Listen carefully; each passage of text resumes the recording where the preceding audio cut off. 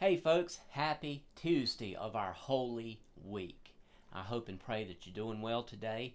The wind is blowing something fierce outside today, so be sure to hang on to something if you go outside, and just be sure to be safe driving and all of that. Maybe I ought not say this in God's house, but I can really do without the wind. Give me rain, snow, cold, hot, but I don't like the wind. But we have to adjust our sails. So be sure to be safe, and I hope and pray that this Tuesday is well for you. I want to remind you, as I said I was going to, of this week's activities. Of course, tomorrow at 6 p.m.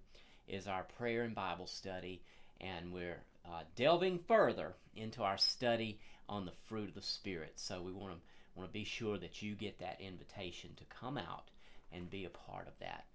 Friday night, 6:30 p.m. Meet with us right here, and we're going to commemorate. We're going to take some time to observe Good Friday. What is Good Friday? That's the day that Jesus went to the cross to pay the sin debt for you and for me. Very, very important observance on our Christian calendar, and we want to invite you to come on out and be a part of that. And then remember Saturday, Easter egg hunt from 1 to 3 here at the church. We want to invite you to come out, bring the kids out, let your neighbors know what's going on so they can come and enjoy that blessing as well.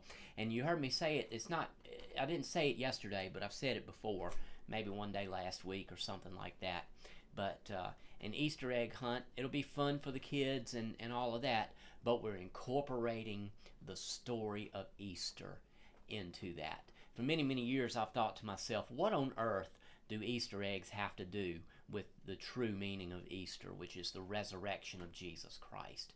Well, I've been studying it a little bit, and I'm going to interweave that into our time of fun on Saturday at the Easter egg hunt. So come and be with us as we celebrate that.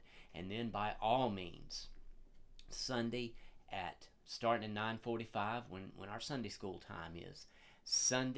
This Sunday, April the 20th, is Easter Sunday, Resurrection Sunday, Victory Sunday. So come on out and worship the risen Lord with us. It's going to be a wonderful, wonderful time. So as I said yesterday, as we go through this Holy Week in our devotional time, I'm going to share with you some different things that happened and different things that Jesus said during that Holy Week. And today it comes from Matthew chapter 21. And if you watched Sunday's presentation, Sunday's message that I posted, that I presented to my soldiers, you remember that we read from the book of Matthew chapter 21, specifically the portion of that about the triumphal entry into Jerusalem, which is what Palm Sunday is all about. But what we're going to look at today happened right in the book of Matthew anyway. The other Gospels may tell it a little bit differently. But in the book of Matthew, we see that Jesus comes into the city of Jerusalem, that triumphal entry, and then something else happens. And I'm going to share verse number 11, because that's going to be a good jumping off point to what I'm getting ready to talk about here. Matthew chapter 21 and verse 11. After he had come into the city, after we heard Hosanna in the highest, blessed is he who comes in the name of the Lord, and folks are saying, who is this? And then in verse number 11, the multitude said, this is Jesus, the prophet of Nazareth of Galilee. Now let's look at verse number 12. And Jesus went into the temple of God, and cast out all them that sold and bought in the temple, and overthrew the tables of the money changers, and the seats of them that sold doves. Verse 13, here's where we're going to focus today. And said unto them, it is written, my house shall be called the house of prayer, but you have made it a den of thieves. Think about that right there. Now we know in context what's going on here. Jesus enters the temple, and he sees that people are making money in the temple. It reminds me of many years ago, well, I say many years, it's been a few years ago, And we visited Washington, D.C. one Christmas time, and we went to the National Cathedral. Now, I like to joke that, we got to see the sanctuary there in the National Cathedral, but the pulpit was roped off, so I wasn't able to get up in the pulpit and preach the Word of God. And believe you me, they need it, and I'm going to tell you why. Because down underneath the sanctuary, in the basement, as it were, of the National Cathedral, is a gift shop. And they're selling holy water, they're selling all kinds of stuff. And it really made me think of this instance where Jesus finds people buying and selling in the temple, and he gets stirred in his spirit. Anybody that thinks Jesus is weak needs to check out these passages here from each gospel account of Jesus driving them out of the temple. And Jesus said in verse 13, "It is written, my house shall be called the house of prayer, but you have made it a den of thieves." Let me ask you this question. How are we treating the house of God? I don't mean that we're selling and trading and making money in the house of God, although there could be some that are.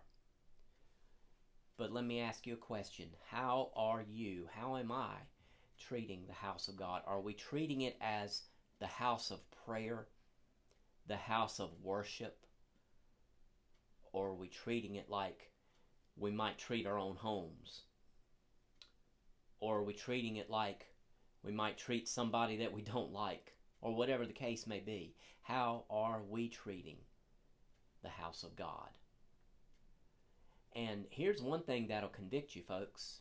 If you don't show up regularly to the house of God and you claim the name of Christ, how are you treating the house of God?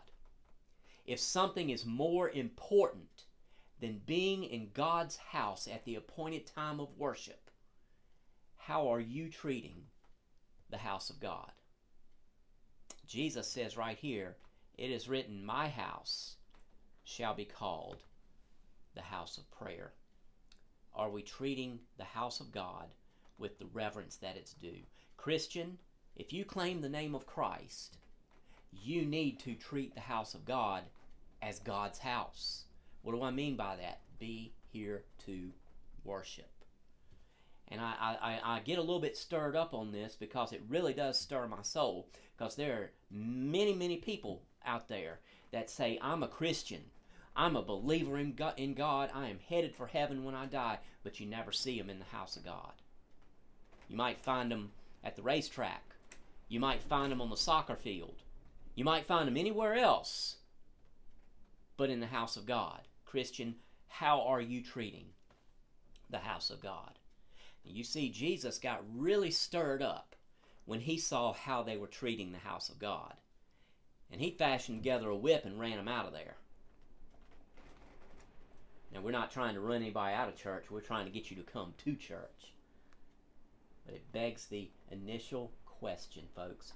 How are we treating the house of God? And that's what I'm going to leave you with this Tuesday. I hope and pray you have a wonderful remainder of your day. Remember our special times of service and worship coming up during this week.